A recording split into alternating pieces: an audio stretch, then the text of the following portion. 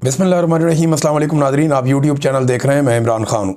Nadreen, Pakistan की हुकूमत ने वोट तो डाल दिया अमेरिका के साथ मिलकर डोनाल्ड ट्रंप के नकात के हक़ में, जो करारदाद आई अक़वाम मुत्तहिदा में, जिसके तहत अब एक स्टेबलाइजेशन फ़ोर्स जाएगी वहाँ पे आलमी किस्म की, और उसमें मुसलमान ममालिक के फ़ौजी होंगे और ये जाकर इसराइल की हिफाजत करेंगे और फ़लस्तीनियों को निहत्ता करेंगे, हमास को गैर मुसल्लह करेंगे और इस किस्म की बहुत सारी एक्टिविटीज़ हैं जो इन्हें वहाँ पे करनी है। अब इसमें पाकिस्तान ने एक नुक्ता उठाया था और पाकिस्तान ने कहा था जी कि आप फ़लस्तीन को एक रियासत भी बना दें। ये पाकिस्तान का एक मुतालबा था, लेकिन ये मुतालबा इस करारदाद के अंदर शामिल नहीं किया गया। ये अलग से ज़ुबानी कलामी पाकिस्तान ने कहा और बाकी मुल्क भी ये बात करते रहते हैं, लेकिन फ़लस्तीनी रियासत के क़याम के हवाले से कभी भी कोई हामी अमेरिका की जानिब से या इसराइल की जानिब से भरी नहीं जाती। तमाम मुसलमान ममालिक का एक ही दावा था हमेशा से, और वो ये कहते थे कि जब तक फ़लस्तीनी रियासत तस्लीम नहीं हो जाएगी तब तक मामला आगे बढ़ेगा ही नहीं।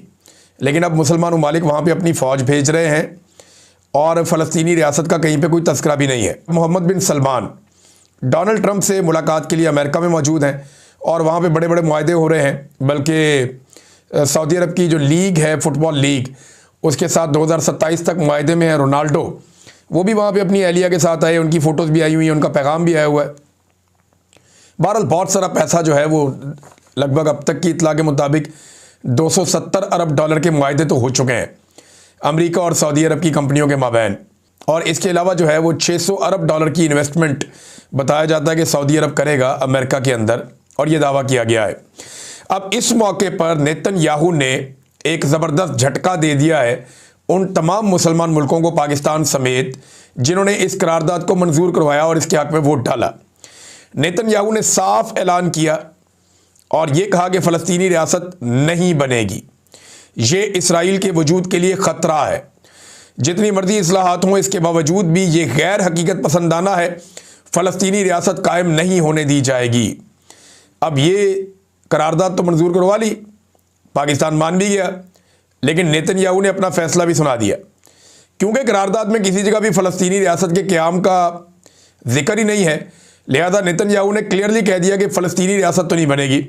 अब पाकिस्तान और बाकी ममालिक के लिए सोचने की बात यह है कि उन्होंने अपने कई दहाइयों पुराने मौक़िफ़ को एकदम यू टर्न लेके बदल दिया, और ये डोनाल्ड ट्रंप और इसराइल की ताकत है जिसने इन्हें लगभग सरनगू कर दिया है। नादरीन, जो रेड जोन है उसको एक्सटेंड कर दिया इसराइल ने।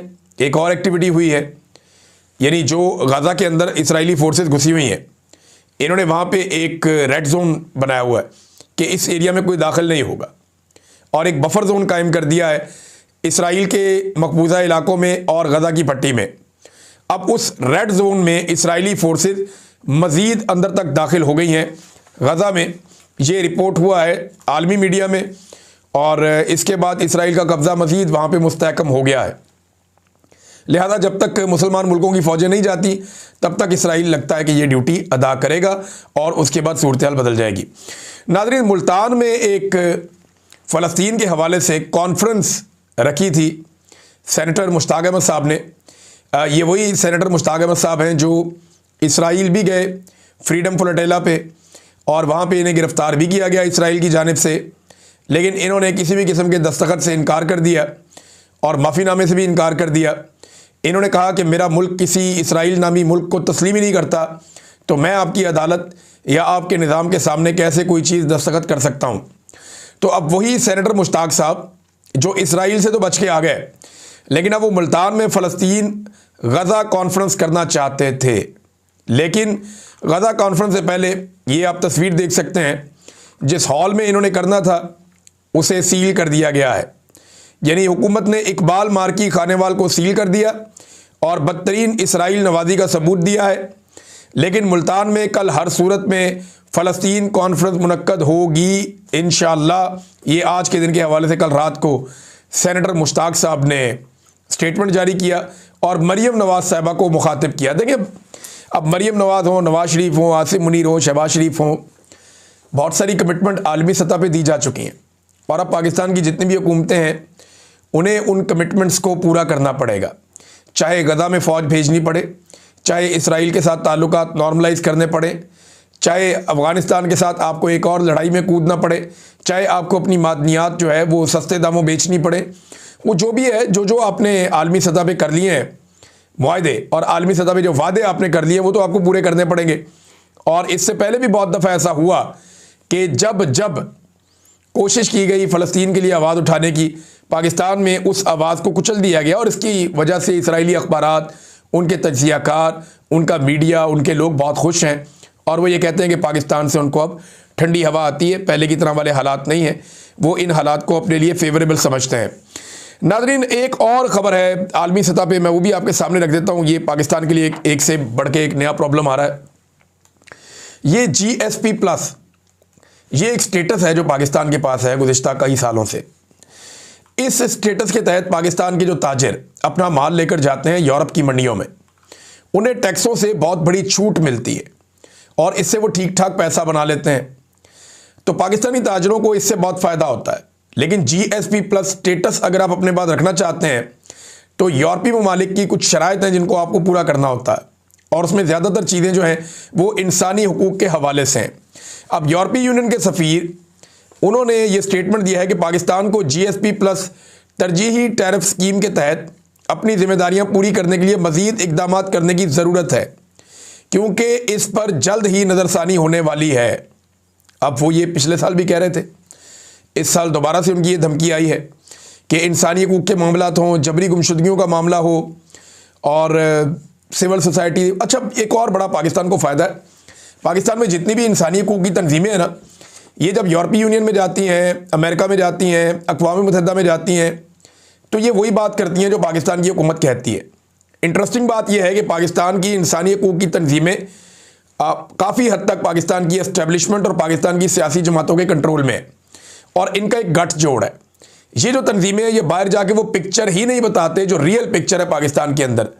लिहाजा पाकिस्तान में इंसानी हुकूक की तंजीमों के हवाले से भी बहुत सारा काम होना बाकी है। चंद चीज़ें ये रिपोर्ट करते हैं, बहुत सारी चीज़ें ये रिपोर्ट ही नहीं करते। ये बताते ही नहीं कि कैसे कत्लेआम हो रहा है, कैसे जबरी गुमशुदगियाँ हो रही हैं, कैसे मैंडेट चोरी हो रहा है, कैसे जाली मुकदमात में सियासी कारकुनों को उठा उठा कर जेलों में डाला जा रहा है।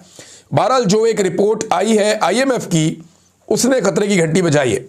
7 इंपॉर्टेंट चीज़ें जो उस रिपोर्ट के अंदर है, ये अवैस हमीद साहब बड़े अच्छे जर्नलिस्ट हैं, इन्होंने उसका खुलासा निकाला है और बहुत सारे लोगों ने, किसी ने 5 नुक्ते निकाले, किसी ने 7 नुक्ते निकाले, किसी ने 12 नुक्ते निकाले, लेकिन ये बहुत इंपॉर्टेंट है।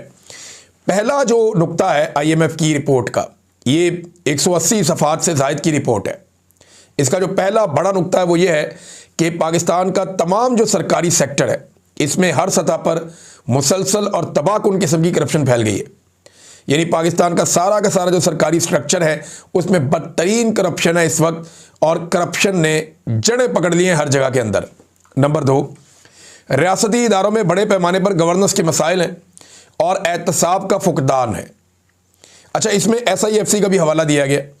अब जो SIFC का इदारा बनाया गया है, जिसमें पाकिस्तान की फ़ौज भी इन्वॉल्व है, आर्मी चीफ भी इसके अंदर शामिल हैं और बहुत सारे लोगों को इसमें शामिल किया गया है, फ़ौजी अफसरान को, जर्नलों को इसमें शामिल किया गया है। तो ये SIFC के हवाले से कोई सालाना रिपोर्ट ही नहीं है, ना इसकी कोई कारकर्दगी रिपोर्ट है, इस पर कितना खर्चा आ रहा है, ये कितनी सरमायाकारी लेकर आया, कोई चीज़ नहीं है। तो गवर्नेंस के बड़े सीरियस मसाइल है पाकिस्तान के रियासती इदारों में और किसी किस्म का एहतसाब भी नहीं होता। तीसरा नुक्ता, जो एलीट क्लास है पाकिस्तान की, प्रिविलेज्ड क्लास, जो सबसे हाई क्लास के लोग हैं, बहुत पैसे वाले लोग हैं, ये जो एलीट क्लास है यही पाकिस्तान के हुक्मरान है, यही हुक्मरानी करते हैं, यही इक़्तिदार के अंदर रहते हैं, जो ज़ाती मफादात में मुआशी पॉलिसियाँ बनाते हैं। जैसे कि शुगर वाले हैं, जितने भी शुगर मिल मालिकान हैं वो सारे के सारे हुकूमत के अंदर रहते हैं, सियासी जमातों में शामिल हैं और ये मिलकर हुकूमतें बनाते हैं। इमरान खान साहब के साथ जहांगीर तरीन आए थे तो वो शुगर माफिया का हिस्सा थे। आज इमरान खान के पास कोई भी एक शुगर माफिया वाला बंदा नहीं बचा, क्योंकि सारे के सारे हुकूमत के साथ चले गए। लिहाजा इस तरह से एलीट क्लास हुक्मरान जो हैं ये ज़ाती मफादात में मुआशी पॉलिसियाँ बनाते हैं। इसमें मिसाल दी IMF ने शुगर स्कैंडल का। नंबर 4 जो नुकता उन्होंने उठाया कि पेचीदा टैक्स निज़ाम करप्शन का बहुत बड़ा जरिया बन चुका है। पाकिस्तान में टैक्स ही कोई नहीं देता, जो ताकतवर आदमी है, जो बड़ा आदमी है, वो टैक्स देता ही नहीं। डायरेक्ट टैक्सेस का कोई सिस्टम ही नहीं है पाकिस्तान में। वो तरीका एक ही है, तनख्वाहदार तबके पे टैक्स लगाई जाओ, गरीब आदमी पे टैक्स लगाई जाओ, पेट्रोल बिजली और गैस महंगा करते जाओ। कोई टैक्स की इस्लाहात पाकिस्तान में की नहीं गई। बदकिस्मती से पाकिस्तान में बहुत सारे अदवार आए, लेकिन किसी दौर में भी टैक्स की इस्लाहत नहीं की गई। इमरान खान साहब ने जब इसका नाम लिया तो उसके बाद पाकिस्तान में उस वज़ीर को ही तब्दील करना पड़ गया, क्योंकि माफिया इतने ज़बरदस्त तरीके से हमला आवर हुआ था। फिर उसके बाद कोरोना वायरस आ गया, लेकिन फिर भी मईशत तो चल ही रही थी इमरान खान के दौर में। अभी तो सत्ता ही बेड़ा गर्क कर दिया उन्होंने पकड़ के। बहरहाल पेचीदा टैक्स निज़ाम है, इसको ठीक करना पड़ेगा। पूरी दुनिया के अंदर लोग टैक्स देते हैं, लेकिन उसके बदले में लोगों को फ़ायदा भी मिलता है। पाकिस्तान में ये निज़ाम भी खराबी का शिकार है। नंबर 5, अदालती निज़ाम में करप्शन और पेचीदगी सरमायाकारी में रुकावट है। अब इस पे बड़ा डिटेल उन्होंने लिखा है कि अदालतों का तो बेड़ा ही गर्क हो गया। पूरी दुनिया में आप जहाँ पे भी अपना सरमाया लेकर जाते हैं ना, अपना पैसा लेकर जाते हैं, आप इस बुनियाद पर लेकर जाते हैं कि अगर किसी ने मेरा पैसा छीनने की कोशिश की तो वहाँ का अदालती निज़ाम ऐसा है कि मैं अपना पैसा बरामद कर लूँगा। आप गल्फ़ कंट्रीज़ में चले जाए ना, किसी का आपने पैसा देना है, आप उस मुल्क से बाहर नहीं निकल सकते। आपका फ़र्ज़ करें रोड पे एक चालान हुआ है ना, तो एयरपोर्ट पे आपको रोक लेंगे, जनाब आपका चालान हुआ है, आपने वो चालान जमा नहीं करवाया, पहले आप चालान के पैसे ये साथ वाले काउंटर पे जमा करवाएं, उसके बाद फिर आप अपनी फ़्लाइट पे बैठ के जाएंगे। ये हुआ मेरे साथ। मेरा एक दोस्त ट्रैवल कर रहा था तो अचानक उसको रोक लिया उन्होंने इमिग्रेशन पे। मैंने कहा जी आपको क्यों रोका? उसने कहा जी मेरे चालान पेंडिंग है 1-2, मैं वो जमा करवा के आता हूँ। वो गए, जाकर उन्होंने चालान पेंडिंग तो थे वो जमा करवाए। इसी तरह अगर किसी का पैसा लेकर आप भाग रहे हैं तो वहाँ पे बड़े सख्त कवानीन है, वहाँ की अदालतें इंसाफ देती हैं। हालांकि वहाँ डिक्टेटरशिप है, लेकिन अदालती निज़ाम में करप्शन और पेचीदगी सरमायाकारी में बहुत बड़ी रुकावट है पाकिस्तान में। एक तो ये भी आ गया। नंबर 6, अवाम हर काम के लिए सरकारी दफातर में रिश्वत देने पर मजबूर हैं। इससे पूरा का पूरा आपका सोसाइटी का स्ट्रक्चर ही तबाह हो जाता है।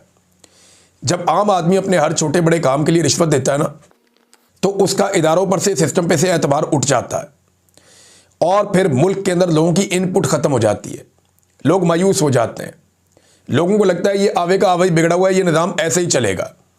लोग रोज़ाना अपने छोटे बड़े कामों के लिए रिश्वत देते हैं और जब वो रिश्वत देकर अपना काम निकलवाते हैं तो पूरी सोसाइटी के अंदर रिश्वत का एक कल्चर आम हो जाता है, लोगों की इखलाकियात तबाह हो जाती हैं। बहरहाल ये IMF की ऑब्जर्वेशन उन्होंने बताया, और एक और भी उन्होंने बताया कि जो उनकी रिपोर्ट के आखिरी जो 4 माह थे, उन्होंने बताया जो उनकी रिपोर्ट के 4 माह थे उसमें 33% मुल्की कर्जे बढ़ गए। ये 4 माह में 33% उन्होंने बताए, और 100% कर्जे इन्होंने बढ़ा लिए गुज़िश्ता 3 साल में। यानी पाकिस्तान बनने से लेकर अब तक जितना कर्जा पाकिस्तान ने लिया, उतना कर्जा इन्होंने गुज़िश्ता 3 साल में तकरीबन उसके बराबर कर्जा इन्होंने ले लिया। ये इन्होंने पाकिस्तान की हालत की है, और इसको ख्वाजा आसिफ बड़े शौक से हाइब्रिड रजीम कहते हैं। नाज़रीन, एक और ख़बर है, लंदन में या यूरोप में, पूरे में हर जगह पे जो है वो अब 26 नवंबर के हवाले से पाकिस्तान तहरीक इंसाफ या ओवरसीज़ पाकिस्तानी इज्तिमात करने जा रहे हैं, एहतजाजी इज्तिमात करने जा रहे हैं कि 26 नवंबर को पाकिस्तान में जो कत्लेआम हुआ उसके खिलाफ आवाज़ उठाई जाए। ज़्यादातर मुल्कों में 22 और 23 तारीखें जो हैं वो इसके लिए चुनी गई हैं। वजह यह है कि 22 और 23 को सैटरडे और संडे है, तो यहाँ पे एहतजाज किया जाएगा। लंदन में एतवार वाले दिन ह्यूमन चेन बनाई जाएगी, यानी इंसानी हाथों की जंजीर। जो ओवरसीज़ पाकिस्तानियों ने फैसला किया है कि वो बरतानिया के शहर लंदन में 23 नवंबर को दोपहर इंसानी हाथों की एक जंजीर बनाएंगे। ये फैसला किया गया लंदन में, जबकि यूरोप में, अमेरिका में और दीगर कई ममालिक में एहतजाजी मुजाहरे अभी शेड्यूल हो रहे हैं और प्रोग्राम तश्कील दिए जा रहे हैं। जबकि पाकिस्तान में इस हवाले से अभी तक कोई बड़ा प्रोग्राम सामने नहीं आया। अभी तक नहीं बताया गया कि कौन सा प्रोग्राम पाकिस्तान में होगा, किस लेवल का होगा और किस जगह पे होगा। अभी तक तो इसके बारे में कुछ दिखाई नहीं दे रहा। जुनैद सलीम साहब ने एक खबर दी है, नाज़रीन, बड़े अच्छे जर्नलिस्ट हैं, अपना एक प्रोग्राम भी करते हैं। थोड़ा उनके प्रोग्राम में मज़ा होता है, लेकिन क्योंकि जर्नलिस्टिक उनका बैकग्राउंड है तो खबरें उनके पास आती रहती हैं। उन्होंने कहा जी कि एक गैर मुल्की सफ़ीर ने, जो बड़ा ताकतवर मुल्क का सफ़ीर है, उसने हुकूमत से रब्ता किया। जब उसने देखा कि इमरान खान की बहनों के साथ क्या हुआ तो उसके बाद रब्ता किया, और इस मुल्क पर या इस मामले पर अपने मुल्क की जानिब से उन्होंने बताया कि तहफ़्फ़ुज़ात हैं जनाब और नाखुशी है। हुकूमत ने कहा जी हम मुलाकातें भी करवा देंगे और जो हुआ इसका अदाला भी कर देंगे, तलाफ़ी कर देंगे, हमें आप 30 दिन का वक्त ले लें। अब सफ़ीर ने कहा जी 30 दिन का वक्त का किस जवाब पे आप 30 दिन का वक्त मांग रहे हैं? 30 दिन का वक्त हुकूमत मांग रही है। मैंने आपसे बताया था ना कि जब तक के जो फील्ड मार्शल है उनकी चीज़ें सीधी नहीं हो जाती, तब तक के लिए इमरान खान साहब की मुलाकातें रोकी जाएंगी, और जब तक ये कुछ आलमी सतह पे जो गेम है उस पूरे को अपने कंट्रोल में नहीं कर लेते, तब तक इमरान खान साहब की मुलाकातें रोकी जाएंगी। अब नाज़रीन, एस्टेब्लिशमेंट का अगला टारगेट क्या है? देखें, जो अलग अलग जगह पे टारगेट होते हैं ना, बैरून मुल्क अलग टारगेट है, अंदरून मुल्क अलग टारगेट है। तो यहाँ पे अब 18वीं आईनी तरमीम को निशाना बनाया जाएगा, ये मैं आपको आज बता रहा हूँ। 18वीं आईनी तरमीम जिसके तहत सूबों के पास इख्तियारात मौजूद हैं और कुछ सूबाई खुद मुख्तारी जो सूबों को मिली है वो 28वीं आईनी तरमीम के ज़रिए मिली है, जिसका क्रेडिट पाकिस्तान की तकरीबन सारी सियासी जमातें लेती है। अब 28वीं आईनी तरमीम पे एस्टेब्लिशमेंट की अगली नज़र है। मैंने बहुत पहले आपको बताया था कि 27वीं तरमीम पे काम हो रहा है, जिस दफ्तर में काम हो रहा है वो अलग दफ्तर है, सियासतदानों को कुछ पता नहीं है। लेकिन ये फैसला हो गया कि 28वीं आईनी तरमीम लाई जाएगी। कब लाई जाएगी इसके बारे में भी किसी को कुछ पता नहीं, और अभी तो सेलिब्रेशन मोड में सारे के सारे जश्न मना रहे हैं। दिसंबर के महीने में या उसके मिड में जाके काम शुरू होगा 28वीं आईनी तरमीम पे, और फिर आप देखेंगे बड़ी तेज़ी से ये मामला भी आगे बढ़ेगा। नाज़रीन, सुहेल अफरीदी ने ख़त लिखा है मरीम नवाज़ को, और ख़त के अंदर उन्होंने चंद चीज़ें जो हैं वो मरीम नवाज़ के सामने रखी हैं, क्योंकि जो अडियाला जेल है वो पंजाब हुकूमत के अंडर आता है इलाका, तो इसलिए मरीम नवाज़ को ख़त लिखा। ख़त में आपको बताया तो उसके मंदरजात क्या है, वो ख़त के अंदर क्या लिखा है। उन्होंने लिखा जी कि इमरान खान के अहले खाना खुसूसन उनकी बहनों को अदालती इजाज़त के बावजूद रोका गया, बदसलूकी का निशाना बनाया गया और बुजुर्ग ख़वातीन को 1 किलोमीटर दूर सड़क पर बिठाया गया, जो गैर इंसानी, गैर इखलाकी और अदालती अहकामात की खुली खिलाफ वर्जी है। वज़ीर आला खैबर पख्तूनख्वा ने हुकूमत पंजाब से 4 मुतालबात किए। नंबर 1, अदालती अहकामात पर फौरी अमल दरामद किया जाए। नंबर 2, बदसलूकी के ज़िम्मेदारों को उनके खिलाफ कार्रवाई की जाए। नंबर 3, जेल और पुलिस को वादे हदायत जारी की जाए। नंबर 4, मुलाकातों के लिए बावकार और कानूनी निज़ाम का क़याम अमल में लाया जाए, जो तरीक़ाकार है। और यह भी बताया गया कि इमरान खान साबिक़ वज़ीर-ए-आज़म है और उस जमात के कायद हैं जिसके मैंडेट के तहत खैबर पख्तूनख्वा की हुकूमत कायम है, लिहाजा उनके हकूक़ की खिलाफ वर्जी किसी सूरत काबिल कबूल नहीं है। वज़ीर आला ने उम्मीद ज़ाहिर की कि पंजाब हुकूमत फौरी एक्शन लेकर कानून की बालादस्ती और इंसानी वक़ार को यकीनी बनाएगी। ये नाज़रीन ख़त लिखा है सुहेल अफरीदी ने। नाज़रीन, एक खबर जो है वो इंजीनियर मोहम्मद अली मिर्ज़ा साहब के बारे में भी है, और इनके हवाले से जो खबर है वो ये है कि इस्लामाबाद हाई कोर्ट ने इंजीनियर मोहम्मद अली मिर्ज़ा के बयान से मुताल्लिक जो इस्लामी नज़रियाती कौंसिल की राय आई थी उसको 4 दिसंबर तक के लिए मुअत्तल कर दिया है।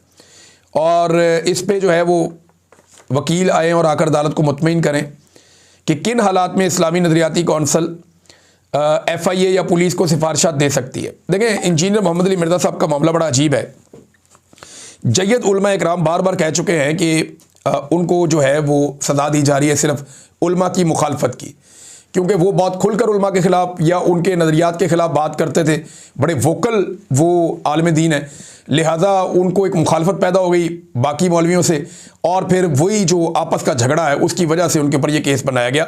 ज़्यादा उलमा इकराम का ये मौक़िफ़ है जो न्यूट्रली ये बात करते हैं। बहुत सारे लोग खुलकर बात नहीं करते, लेकिन अब अदालत से एक उम्मीद पैदा हुई है। मेरे ख्याल में अगर तो ये आपसी लड़ाई का मामला है, क्योंकि मैं ज़्यादा दीनी मामलात में जानता नहीं हूँ, लेकिन जितने उलमा इकराम से मैंने सुना उन सब ने कहा कि जी ये इंजीनियर मोहम्मद अली मिर्ज़ा साहब का मामला जो है ये ज़ाती नापसंदीदगी का मामला है और ऐसी कोई चीज़ नहीं है जो उनके ऊपर इल्ज़ामात लग गए हैं। बहरहाल अब देखते हैं कि इस्लामी नज़रियाती कौंसिल की राय के हवाले से हाई कोर्ट ने जो उनकी राय को मुअत्तल किया है, इसके बाद 4 तारीख को दिसंबर की क्या चीज़ निकलती है और मामला कहाँ जाता है।